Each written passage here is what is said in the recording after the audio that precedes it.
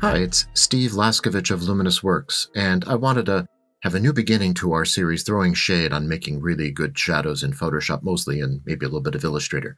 Here I've got a Photoshop layer. It's a dude, might be recognizable, masked like that, and I could right-click and convert that to a smart object, and I want it to be a smart object.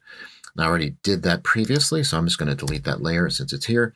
Now, if it was not a photo but Illustrator content, you could paste that Illustrator content in, choosing Smart Object, and you would have a Smart Object here in Photoshop. You'll see why it's important to have a Smart Object in a moment.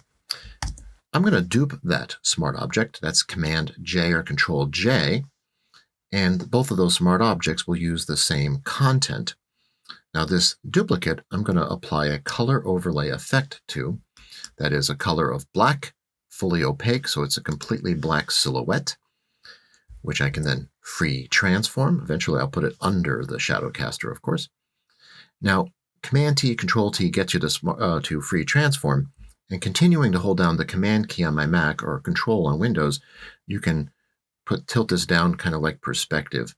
So I'll do something like this. Continuing holding down Command or Control, I can taper it a little bit at the top, hit Enter, and it's beautiful. If I went back to free transform, I could pick up right where I left off too, because it's a smart object. Awesome. Then I'll do Filter, Blur, Gallery, Tilt, Shift to get that perfect blur that gives me an umbra and penumbra on my shadow. You hear those words every day, I'm sure. So this solid line is the fully sharp part. The dash line is where the blur is maximized, and I can crank up the blur for more diffuse slide, maybe a little less because it's a little sharper light.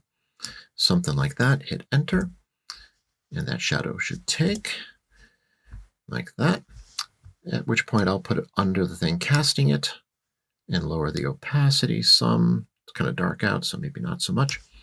And there's a great shadow. Not bad at all, right?